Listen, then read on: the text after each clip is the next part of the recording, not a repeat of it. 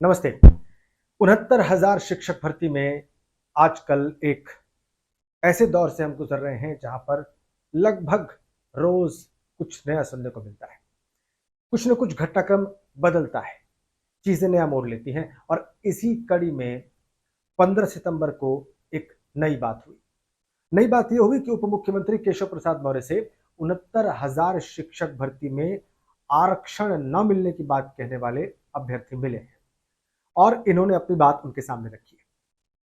ये बात इसलिए भी महत्वपूर्ण है क्योंकि उप मुख्यमंत्री केशव प्रसाद मौर्य के आवास के बाहर 2 बार इससे पहले भी इन्हीं अभ्यर्थियों ने प्रदर्शन किए थे और इनका यह कहना था कि इनको संविधान सम्मत आरक्षण इस भर्ती में नहीं मिला है और वो ये कहते हुए भी मिले कि आप पिछड़ा वर्ग का प्रतिनिधित्व करते हैं इस सरकार में, अगर आप हमें न्याय नहीं दिला सकते तो हम किसके पास जाएं, ये कहते हुए वो मिले थे। अब एक बार फिर वो मिले हैं, लेकिन पिछली बार मुलाकात नहीं हो पाई थी और फर्क इतना है कि इस बार उनकी मुलाकात उप मुख्यमंत्री केशव प्रसाद मौर्य से हुई है।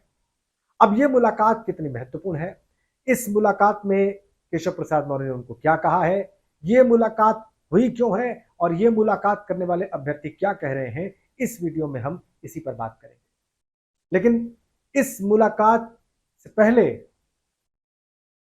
और दौरान एक अभ्यर्थी ने कैमरे के सामने आके जो कहा इस मुलाकात के बारे में और अपनी मांग के बारे में, अपनी भावनाओं के बारे में, पहले जरा वो देख लीजिए।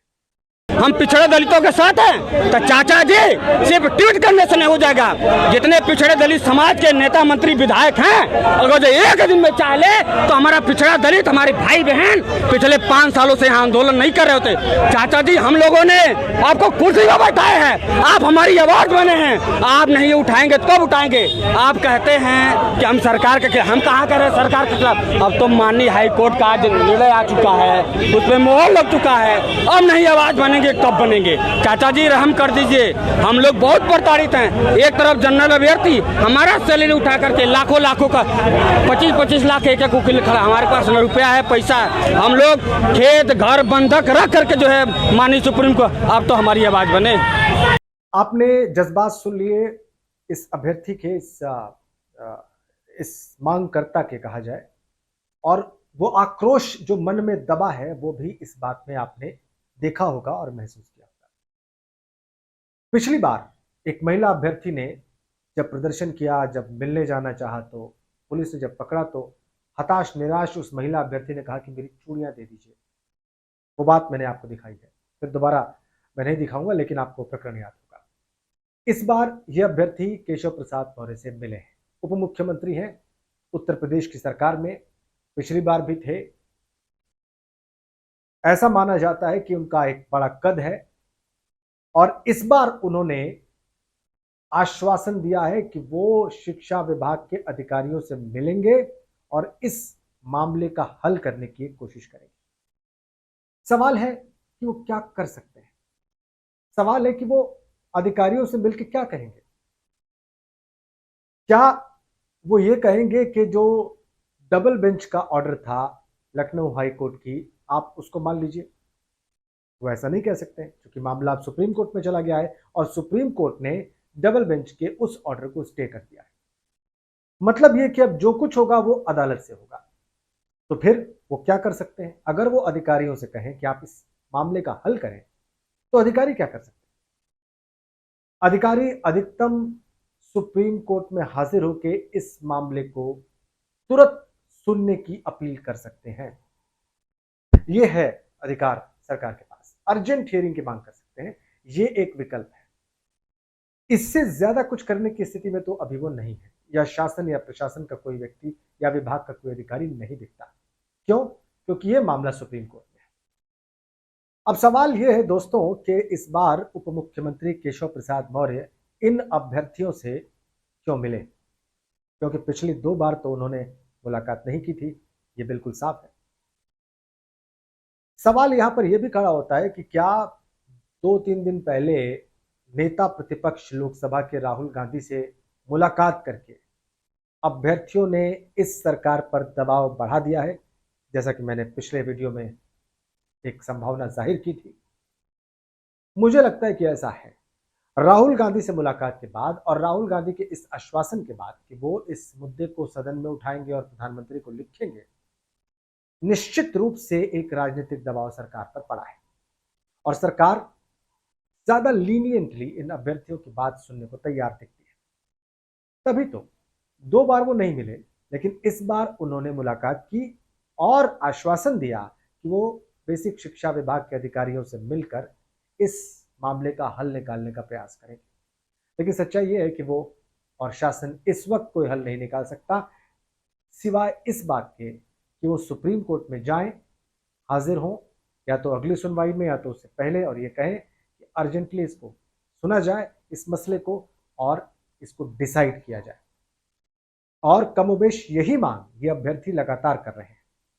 क्यों? क्योंकि ये अभ्यर्थी ये कह रहे हैं कि 23 बार सुप्रीम कोर्ट में सुनवाई हुई इस मामले के पहुंचने के बाद, और एक बार भी सरकार के अधिवक्ता वहां पर नहीं पहुंचे।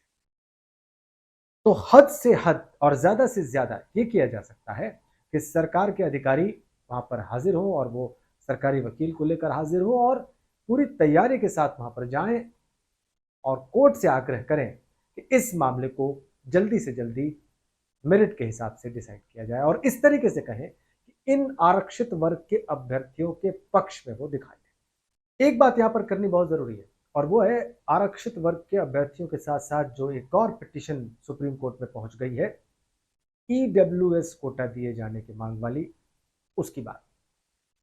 क्योंकि हाईकोर्ट की डबल बेंच ने यह कहा कि ईडब्ल्यूएस तो लागू होना चाहिए था, लेकिन अब वो कुछ नहीं कर सकते क्योंकि अब भर्तियां हो गई हैं, लोग नौकरियां कर रहे हैं।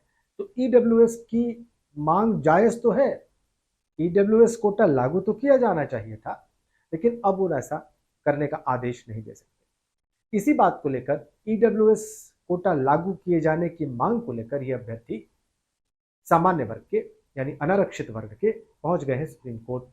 उनकी भी पिटीशन वहां पे है और इसलिए ये मामला और रोचक हो गया है। क्या सुप्रीम कोर्ट इन सारे पिटीशंस को क्लब कर सकता है और सारी बातों को एक साथ सुन सकता है? तो फिर ये मामला कई आयाम लिए हुए होगा। आरक्षित वर्ग के अभ्यर्थी पहले ही कह रहे हैं कि हाईकोर्ट का जो डबल बेंच का ऑर्डर है जिसमें नई मेरिट लिस्ट जारी करने की बात है, वो सही ऑर्डर है और सुप्रीम कोर्ट उसको ओके करे और फिर बात आगे बढ़े। लेकिन अब ये भी मांग वहां पर पहुंच गई है, तो ये मामला कोर्ट के सामने बहुत दिलचस्प हो जाएगा। ये तो एक बात है, ये तो सुप्रीम कोर्ट के भीतर के जो मामले हैं उसकी बात मैं कर रहा हूं, लेकिन एक इसका पक्ष देखना और जरूरी है, और वो है राजनीतिक चुनावी पक्ष। दोस्तों, बगल के राज्य, क्योंकि ये भर्ती उत्तर प्रदेश की है और बगल के राज्य बिहार में चुनाव होने वाले हैं इसी साल के आखिर में। उसकी डेट्स अभी अनाउंस होना बाकी है, लेकिन वहां भी शिक्षक भर्ती को लेकर आंदोलन हो रहे हैं, वहां भी छात्र सड़कों पर है। टीआरई 3 में सप्लीमेंट्री रिजल्ट जारी नहीं किया गया और उसको लेकर अभी अभी छात्रों ने एक आंदोलन किया, उसको जारी करने की मांग की। पिछले 8 महीने से वो सड़कों पर है। इसके अलावा एसटीईटी की मांग को लेकर और उसको टीआरई 4 में अलाउ किए जाने को लेकर भी वहां पर आंदोलन हुए। एक और भी आंदोलन की सुगबुगाहट सामने आ रही है इसी सितंबर महीने में, टीआरई 4 को लेकर। तो वहां भी शिक्षक भर्ती का मुद्दा एक प्रचंड मुद्दा है, एक बड़ा प्रखर मुद्दा है। उस पर आए दिन आंदोलन होते हैं, मांगे रखी जाती हैं।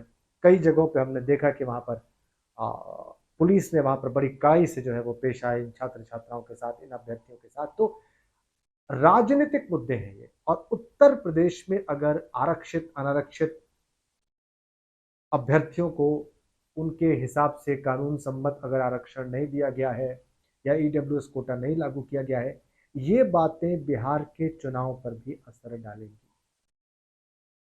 तो इस लिहाज से भी ये मुद्दा बहुत महत्वपूर्ण है, और इस लिहाज से भी उप मुख्यमंत्री केशव प्रसाद मौर्य का यह आश्वासन बहुत महत्वपूर्ण है कि वो शिक्षा विभाग के अधिकारियों से इस विषय में बात करेंगे।